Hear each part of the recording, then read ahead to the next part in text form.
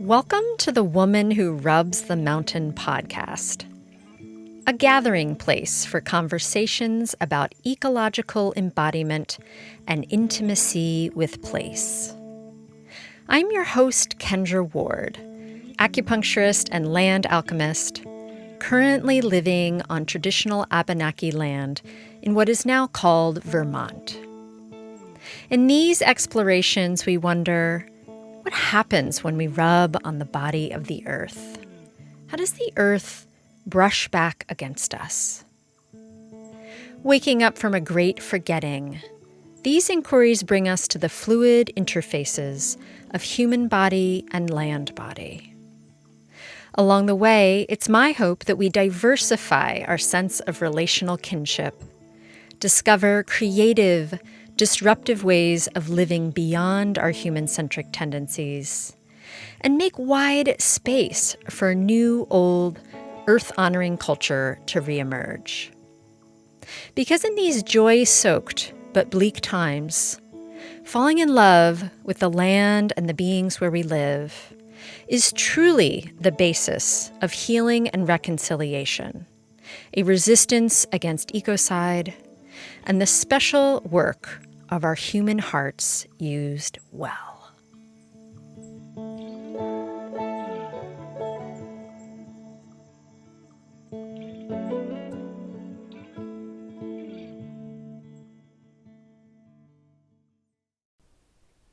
My guest today is Siv Watkins, an academically trained microbiologist, independent scholar, ritualist, and the founder of Microanimism, a platform for examining how human beings and human culture engage with the microbial world.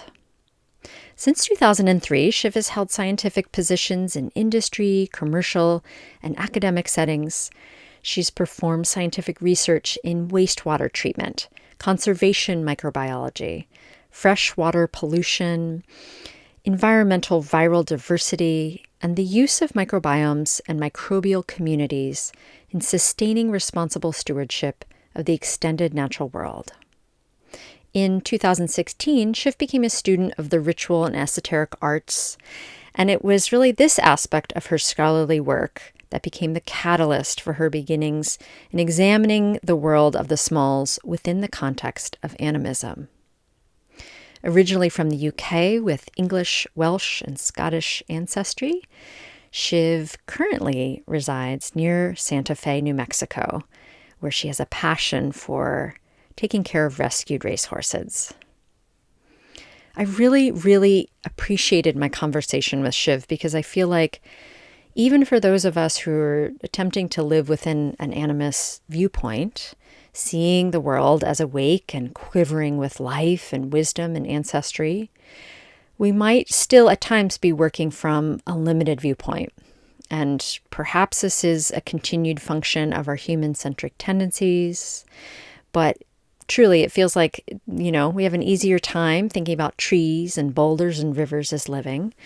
But what about the small ones of the microbial universe? So this is really where Siv's work provides this sort of therapeutic blurring for us humans. Because once you start learning about the microbial universe, you realize that there's not a human me or microbial me. It's just all part of this ongoing continuum. The same way that tuning into geologic time broadens us, the same way that tuning into deep time unanchors us, I feel like living with an enhanced awareness of the microbial universe has this similar sort of mystifying yet enriching effect. And I hope you feel this as you listen.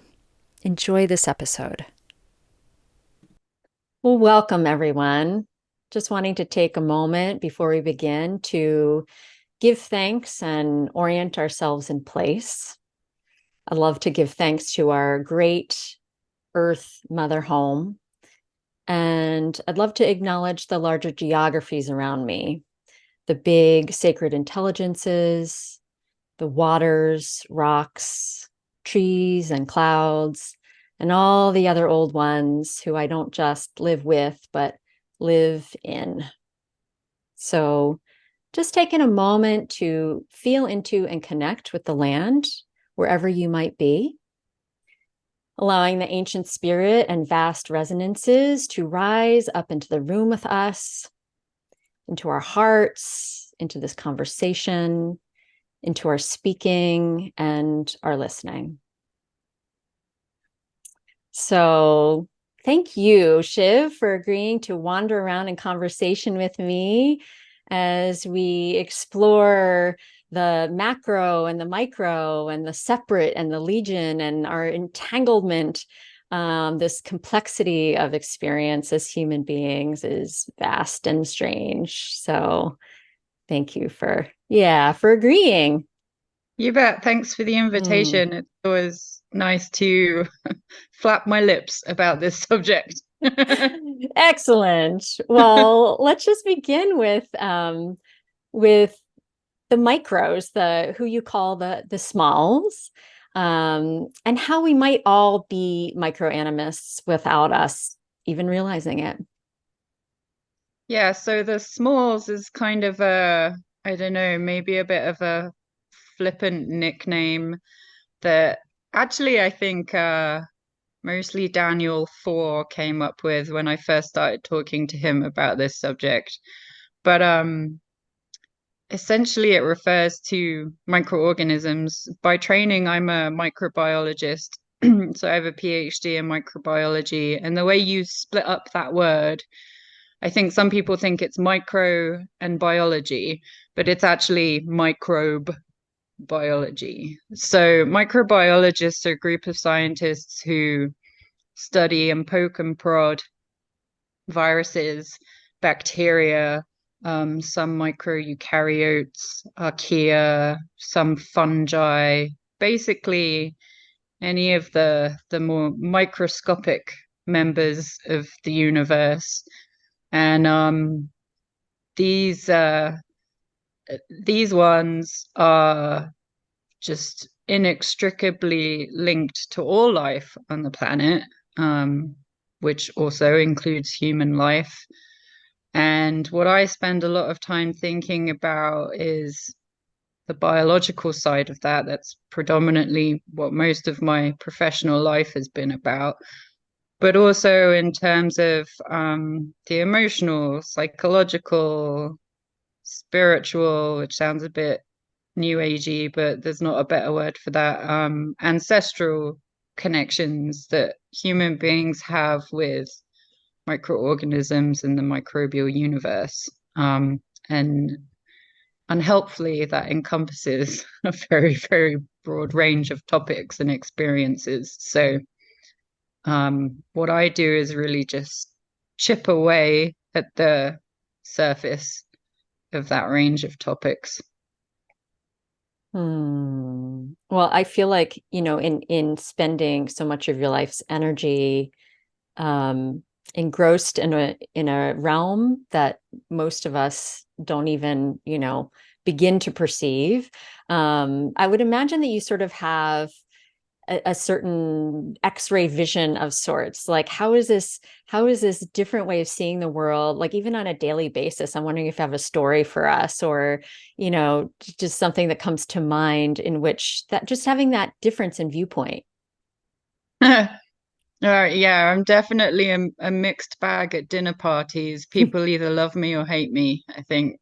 Um, a lot of my big sort of like impactful moments thinking as a microanimist have come after the fact, reflecting on things that have happened to me over the course of being a professional scientist and also just being an alive human being. I think probably the most obvious one, which is one that I speak about a lot, is how I became a microbiologist, which was really when I was a child, around six years old, and I developed a really intense fear of vomiting.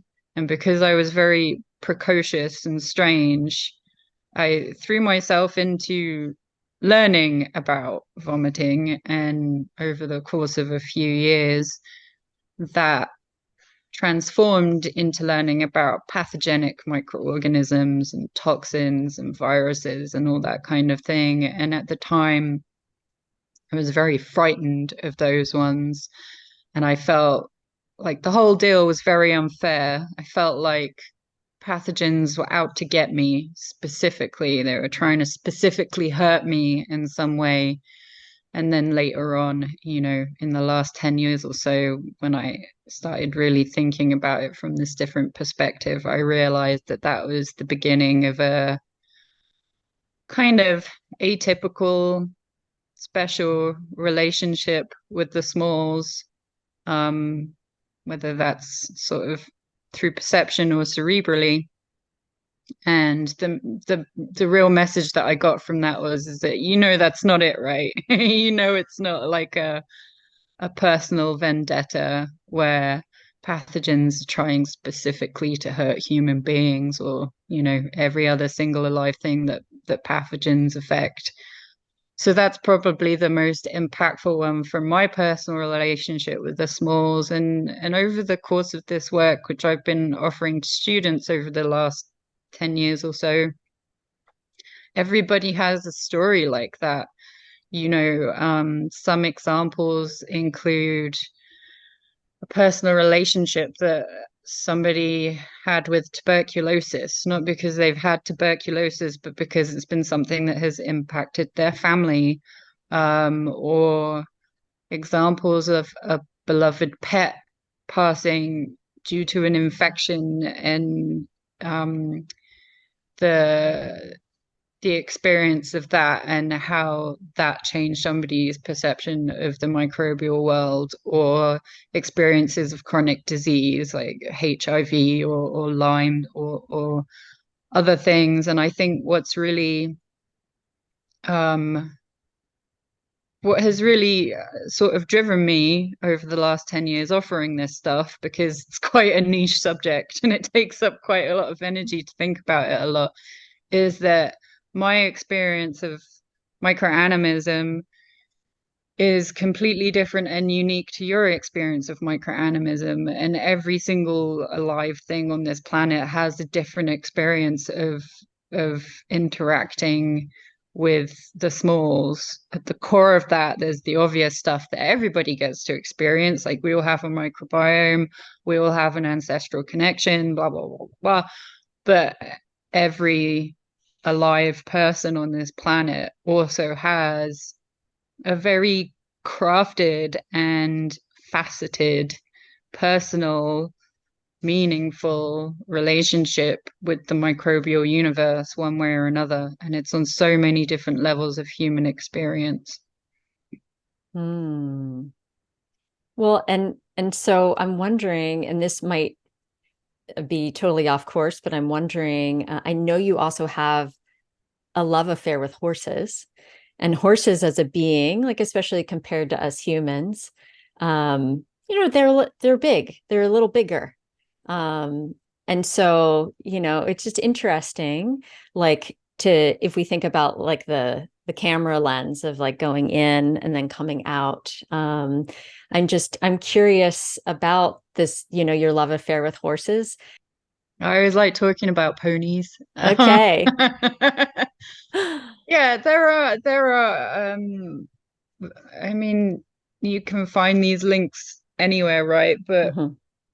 horses also have a really, really long evolutionary relationship with humans. Obviously not as long as microbes, but there's something really intangible about that relationship, about a 1,200-pound prey animal who has evolved so closely with a prey species.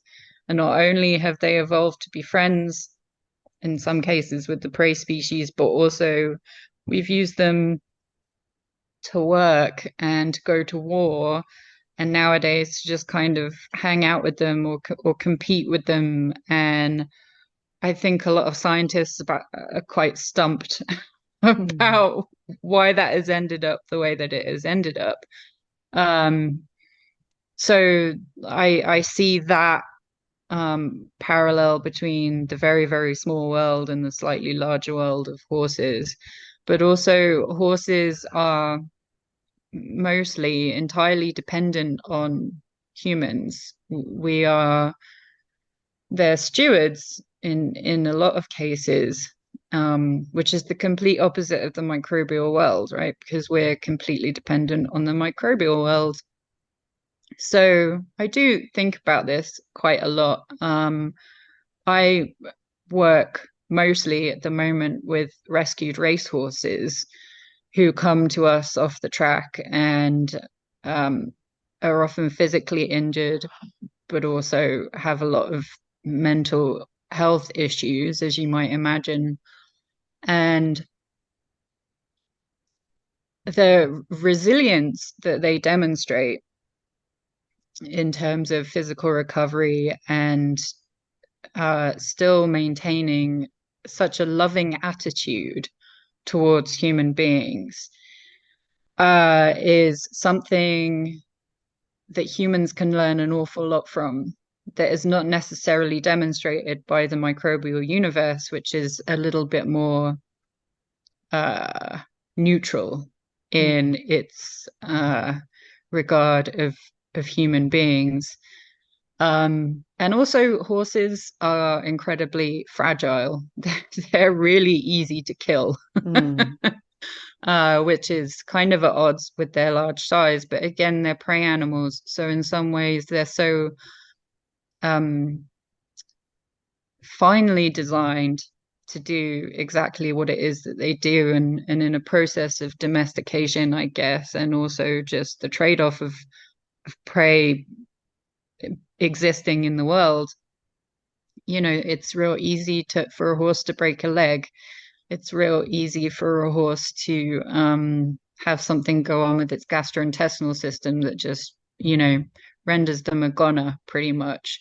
So both ends of that spectrum of the very, very small and a little bit larger, they're juicy subjects to think about on their own, but I do see parallels, and probably mostly the link between those two worlds when I think about them separately is me. Hmm. Well, I'd love to kind of, move into this blurred lines piece a little bit more. I feel like microanimism has this quality of like helping us squirm around in our ideas around like us and them, big and little, sharp lines, boundaries, and our strange ideas around separate existences. Like, are the smalls all around us? Are we all around the smalls? Like who, blah, blah, blah. So this sense of like they're all around us in our mouths and our guts and our armpits, yet somehow they still remain kind of far away in our minds, like that they're always just so separate from us. So I was just wondering if you could speak to this a little bit more, like the potential therapeutic nature for us humans in blurring those lines further. Yeah. This is the sense of human self gets fuzzy really quickly when you start really sitting with this idea of the smalls and how they relate to human beings. And there usually comes a point in a class or a reading group or whatever where someone really, really gets that, and you can see it on their face. Where they start getting really uncomfortable about that idea, um, which I always enjoy because I'm obnoxious. But um, it's really impossible for me now to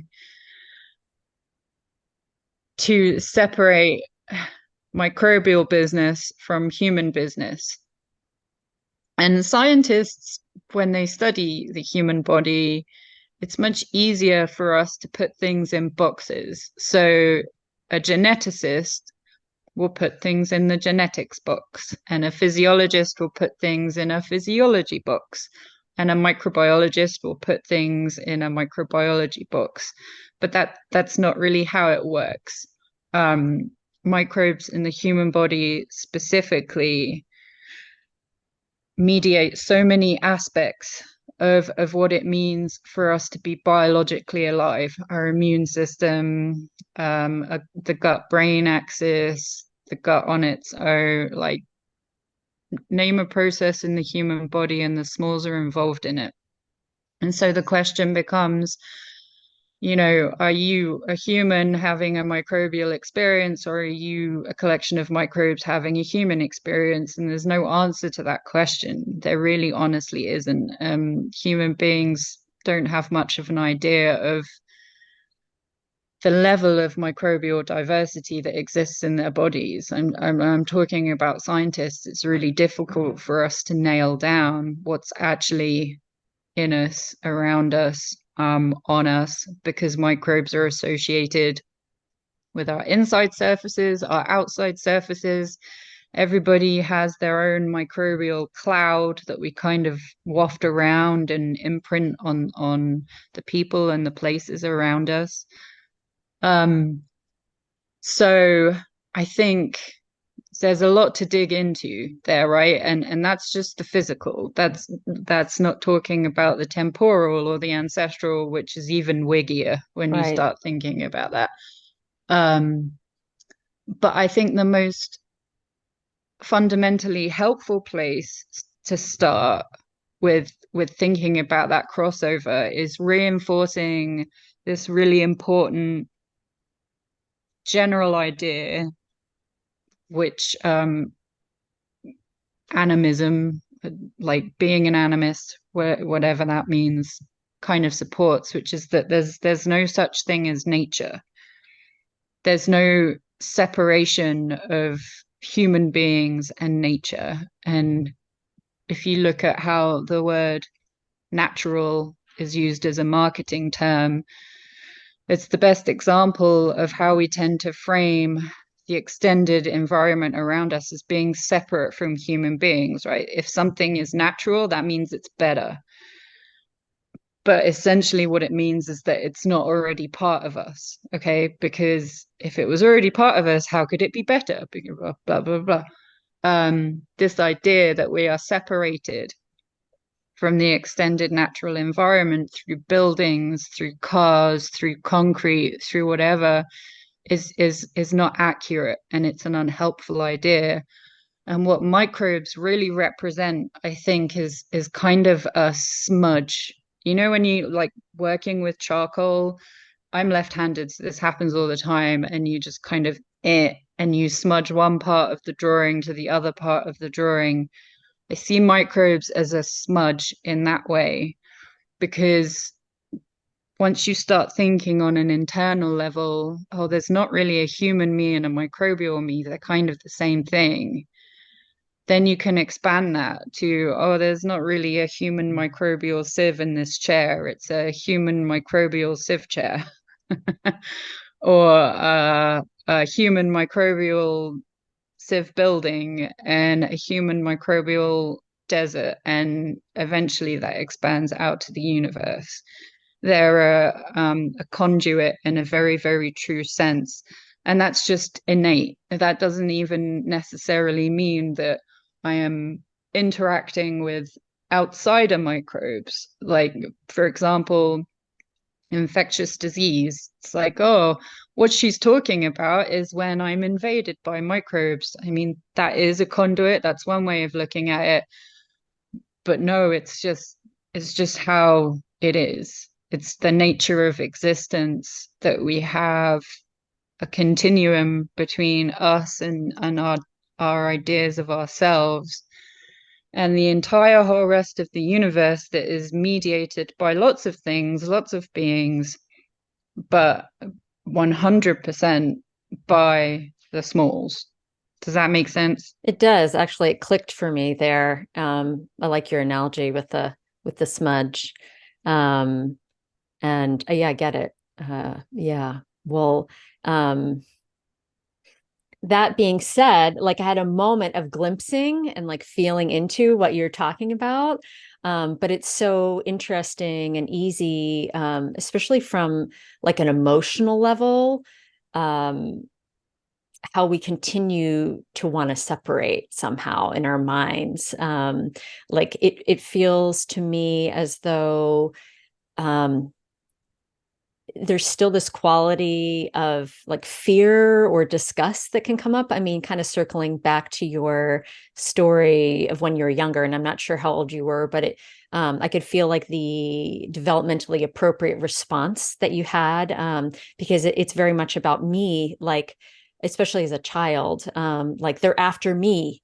So, not to put words in anyone's mouths around what their experience is, but I do think that especially when it comes to viruses, fear is that emotion that arises very frequently. I'm just wondering what else in terms of our what you've experienced in terms of the emotional reaction that people have in contemplating the smalls and um, yeah, the ways in which, like, it makes sense when someone has been sick. Like, of course, there's an emotional response. It can feel like a us versus them type of thing. There's room for aggression and violence in this world in the same way that there's room for sweetness and all that other stuff. And also, I think uh, in terms of infectious disease and viruses and bacteria, for the majority of human beings, that's the only time that you would ever necessarily think about the smalls. And so your experience and understanding of the smalls is associated with being uncomfortable and feeling shitty, and also sometimes things dying. And so it makes sense that a lot of people would be grossed out by the idea of bacteria and viruses. And also that, I mean, that's reinforced in our society in terms of 60% of products that you can go to the store and buy are somehow antiseptic or antimicrobial, like pillowcases and hand wash and all that kind of stuff. It's very much a protect yourself kind of a deal. Um, and I think on the other end of that spectrum, something that I have come across, especially since the start of the pandemic, and I get sick of always talking about the pandemic, but it makes sense that Easy it's a example. topic. Yeah. Yeah. Like, oh yeah, I can't really think of anything else that affected everybody else so much. But the other end of the spectrum of disgust and horror and fear and all that kind of thing is an assumption of a cooperation, I guess. So I can frame that with an example. So at the beginning of the pandemic, one of the questions that I got a lot from folks was, how can I drop in and communicate with the SARS-CoV-2 virus? Right. And how can I be in conversation with that one? Which I understand to an extent, but also my response to that is, my God, why would you want to? Like, this virus, the nature of viruses is to pursue one thing and one thing alone, which is to replicate itself. Not interested in a conversation. I couldn't even say that the virus would have awareness of us as human beings, as entire organisms. I'm sure that their awareness would be more focused on specific cells of our being, right? But fundamentally, I would not like to have a conversation with that virus the same way that I wouldn't like to have a conversation with rabies or some particularly edgy, scary Hmm. destroyer god. Um, and understanding that entering into a conversation with a being is essentially really an invitation, unless you're very deeply protected with ritual technology or whatever. It's the same way when you open up a shrine or something to your ancestors in your home. You're setting up an antenna and you're saying, please be seated here. I do not want SARS-CoV-2 to be seated in my home. So there's a misapprehension of general benevolence about the microbial world, I think, which can be just as unhelpful as being scared of everything. It's a kaleidoscopic universe. So you have some members of that universe who have a variety of temperaments.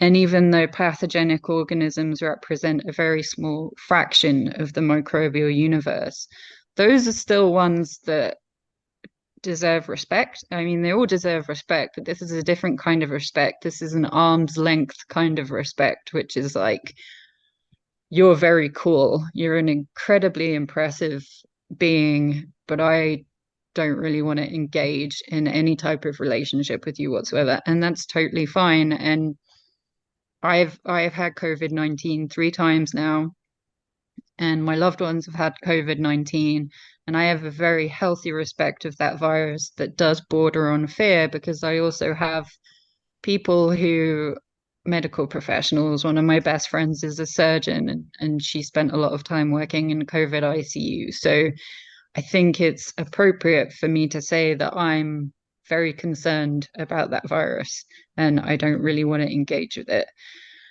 And that's different, of course, from every bacterium on the planet should be wiped out by Lysol kind of a idea, you know? So it's a dynamic relationship. Yeah, that makes so much sense. What about the consciousness piece, and not necessarily consciousness of like the virus, in even a realm that is the same? Like you used the word neutrality before. So it feels really slippery, but like, in thinking about the like whether or not it's a consciousness that's like so far beyond and different than we can possibly get there with our human limitations. What are your explorations into that?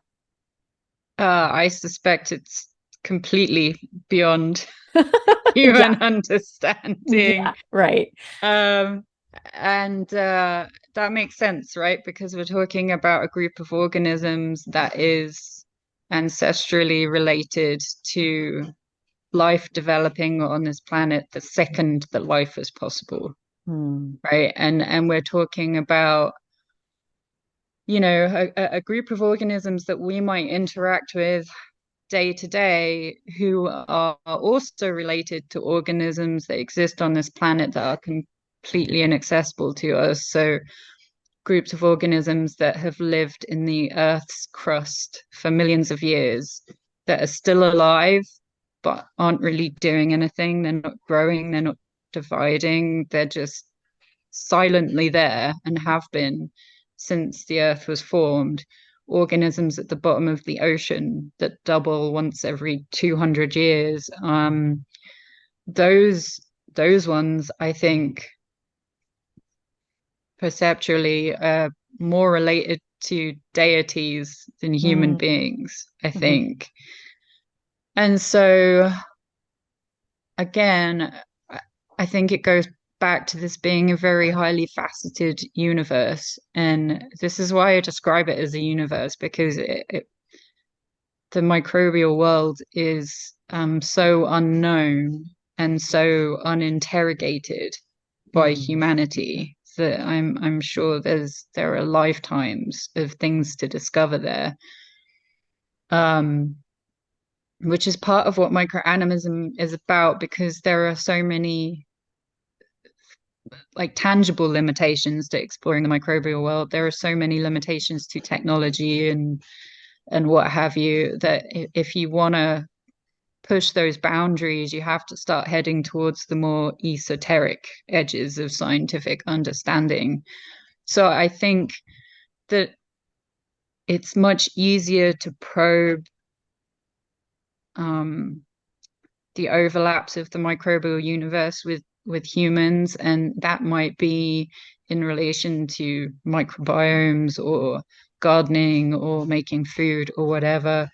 And you can take that a step further by examining how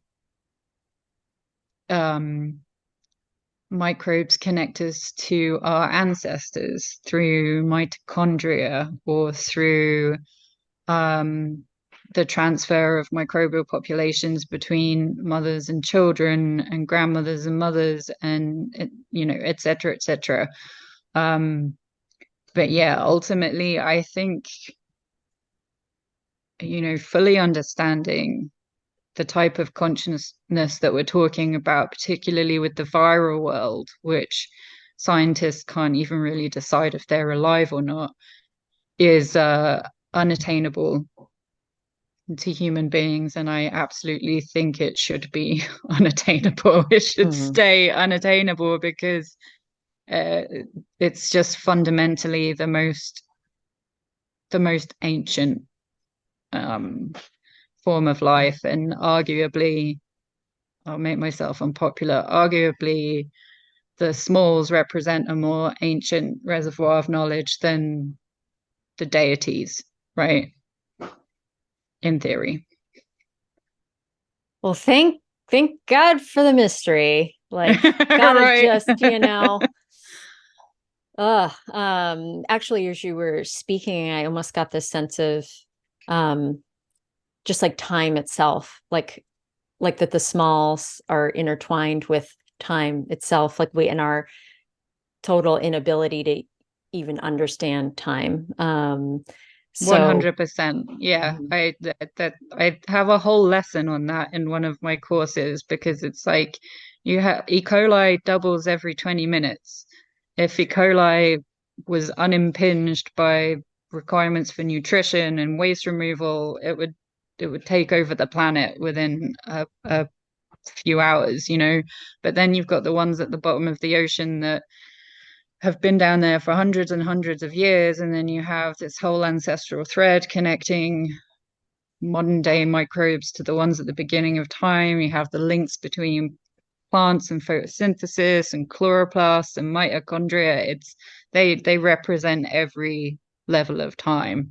And dropping in with the smalls can be difficult because of that, because you're never really sure if you're talking to the ones that are alive and dead within a 24-hour span, or the ones that have been around since the beginning of time. So it's kind of exhausting. yeah, but I appreciate your like just like making space for all the various kinds and complexities of things, and not like just, we have such a tendency of it's a label, and then therefore that applies to all of it. And, it is totally, not that way at all. My question to you is sort of around this idea of the underworld of smalls. This might be entirely my bias, but it's somewhere that my mind kind of goes, which is like the unseen crevices of things, this quality of the smalls, having an affinity perhaps for like the birth canals and slippery viscera, and just these realms that have become taboo in our modern culture. I think primarily because we have a lot less access to the raw and the wet and the kind of primal nature of things, unless you truly are a farmer or a midwife. For the modern human, perhaps it's only through sex, or if you are a hunter, that you get a direct experience. So wondering if you feel like there's a connection to the smalls and sort of the darker wilds of life. That's definitely the aspect of microanimism that I'm drawn to, because I'm still a teenage goth at heart, and I like, the darker side of stuff. But really, honestly, I can say that I don't see any differentiation between the sticky stinky, bloody aspects of being alive and everything else. And certainly scientifically, I mean, every now and then you'll see a kind of clickbait article where it will be like, bubonic plague found on the New York subway because somebody sequenced one of the seat covers or something. You can find anything anywhere if you look hard enough, and certainly DNA sequencing has its flaws in terms of finding the scarier microbes that people associate with things like disease and filth and all that kind of stuff. But really, one of the interesting things about microbes and particularly viruses is that genetically they're so promiscuous, right? They're always shuttling around genes and picking things up and putting things down. And that's why 8% of the human genome is viral in origin. And sometimes really important things are switched around and swapped around. And so there is a very clear merge between the drier, brighter aspects of living things with the wetter, darker aspects of living things. Again, it's a smudge. And I think a lot of people come into thinking about the smalls with these biases towards, oh, I want to work with the smalls in the soil where I grow my roses, and I want to avoid the smalls in the manure and the shit that I also use to grow the roses, but they're all one and the same. And in particular, once you start thinking about the smalls in relation to death and decomposition, these biases tend to flip because the smalls in those situations are productive. The smalls make everything productive, but death in particular, instead of life slowing down, it's life speeding up in myriad different directions. Instead of being focused on one alive thing, being dies, and the smalls take every aspect of that being and carry it on to millions of different places. And that process is probably one of the stinkiest, dirtiest, scariest processes that we come across. I mean, not that we really do come across it, because death and the process of death is becoming more sanitized as well. But the role that the smalls have in those processes that we find viscerally as human beings distasteful or disgusting or frightening, the smalls celebrate that. And if you can align yourself with the perception of what is happening on a biological, even psychological, emotional, spiritual, cerebral level, you begin to take these more disgusting aspects of life and find a capacity to celebrate them a little bit more, because you can start off with a pile of dead flesh and end up with a rose bush. And that is entirely mediated by microorganisms, entirely. Mm. Go vultures. Oh yeah, I love vultures. So, I love vultures too. yeah. Yeah, and vultures have a fascinating microbiome, and a very, lots and lots of links with deities and rebirth and all that kind of stuff. Yeah, vultures are my favorite. We have tons out here. Hmm. Totally underappreciated just in their beauty. We have so much like confusion about what they're kind of how they're showing up in the world. Yeah, and I like the way that they vomit as a defense mechanism as well. I think that's hilarious. Hmm. Well, tell me a little bit more about the land where you live and like, vultures or just anyone else that is around you. Whether this is a question that's related to microanimism or not, but I'm just curious about the landscape, where you are and how that shows up in your body, and kind of the inner and outer wilds for you. Yeah, so I am in New Mexico in the United States, and it's about as far removed as a place as you could find from where I grew up on the south coast of England.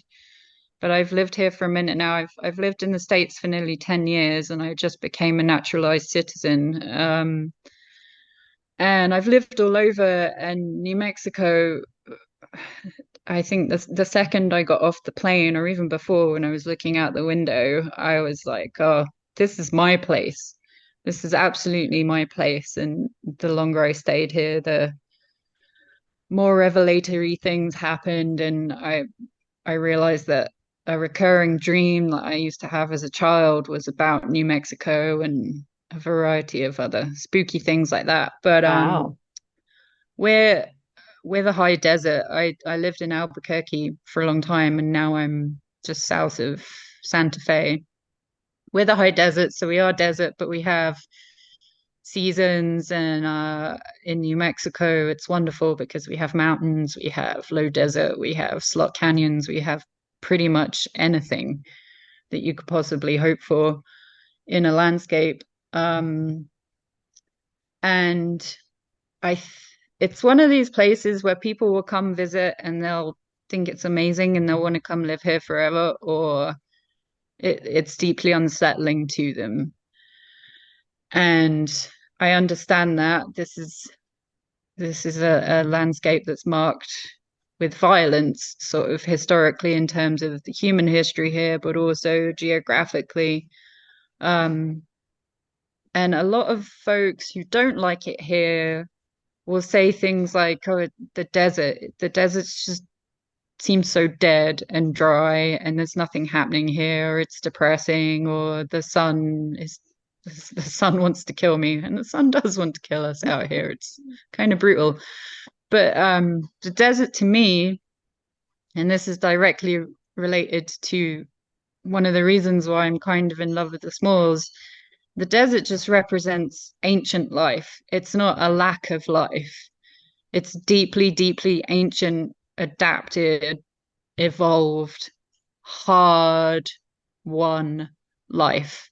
Everything that lives out here has an inalienable right to live out here because it's adapted over time. So the trees, the animals, the insects, everything here belongs to the desert wholeheartedly. And I obviously have less of a right to live here compared to a rattlesnake, but I also feel like my place here is hard won and that I have adapted to living here. And I love it. It's a really difficult place to live. We have really severe issues with water. The last couple of months, we've been through this heat wave, which has been really difficult, especially when you work outside like I do with horses. It's just been really hard on everyone. But everyone I know who lives here, who really loves living here, is not considering leaving over the next 15 or 20 years. We're thinking more about adapting. What are we going to do about the lack of water? How are we going to support everybody? I'm really lucky to live in a community on a ranch that's very supportive. And I have a lot of hope for the future out here, in terms of just existing. I mean, the political landscape and the human landscape is a different thing, but in New Mexico, I feel like um, I found my place, and coming here has been, I mean, 30 years worth of a journey for me as a strange little person growing up on the south coast of England to a military family. And a lot of the work I do with the smalls, a lot of the work I do with horses, both of which I think is the work that I'm supposed to be doing. That's sort of part of my path, as an alive thing, is deeply linked to the desert.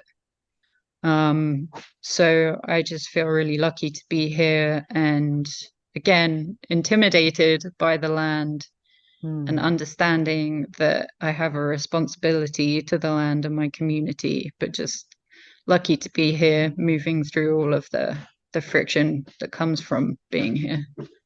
It makes sense to have that respect, the intelligence in having that respect for, the intensity of it. It's a intense, beautiful landscape. Thank you for, sharing that. Well, do you feel like there's anything else that you wanted that you didn't get to say that you wanted to say about the smalls or just about your work in general? If there's anything else that you wanted to share with everyone. Yeah, I think one of the things that I say to everybody who steps into this stuff, and I try to be brutally honest, that I really don't like, I don't consider myself an instructor really, because microanimism, the platform that I designed to think about this stuff, is really just a collection of unformed thoughts. And I can't explain to any one individual what their experience of microanimism should or shouldn't be. But what I can say to people is that this work is really intense. And at some point, you're going to feel really uncomfortable and frightened. And that means you're doing it right. I think it's a really extraordinary thing that we can access this completely alien and important ancient world, and it is accessible to everybody. It's not just about being a scientist and taking it a step further. It's accessible to everybody, and I encourage folks, whether or not they want to jump in with both feet, to just think about the relationship that they have with the smalls, think about their experiences of being unwell as a child, or how they feel when they're interacting with plants or making food or tanning hide or whatever it is that folks do that is meaningful to them, and just take a second to recognize how the smalls are supportive of those passions, because once you do, it really does add a depth to your understanding of what it is to be an alive thing in this world, and then that expands into what it means to be a dead thing in this world, and what it means to be an ancestor in this world, and etc., etc., etc. So it's an enriching thing to think about, and also an edgy thing. So I think it's pretty cool to be thinking about this stuff. Right on, for sure. Well, thank you so much for all that you do in kind of continuing to help us sort of blur those lines of perception, expand ourselves out that way, enrich ourselves. So, Yeah, thanks yeah. for engaging. Yeah. Well, much gratitude for everyone listening, for spending this time with us. And if it felt of benefit to you, please do consider leaving a review or subscribing to the podcast ongoingly from whatever your preferred listening source is. I'd also encourage you to check out kendraward.com. Here you can find old episodes to catch up on, and you can learn more about my work as an acupuncturist and land alchemist. I provide in-person acupuncture and energy work for human bodies, and I provide land alchemy and energy work for land bodies. If you've never heard of this term, land alchemy, before, and you're curious, you can find out more at kendraward.com. May we discover new ways, while also remembering old ways of relating and being in kinship, as we continue to bring an open-armed adoration and devotion for this wild earth. Thanks, everyone, and I look forward to being with you on the next episode.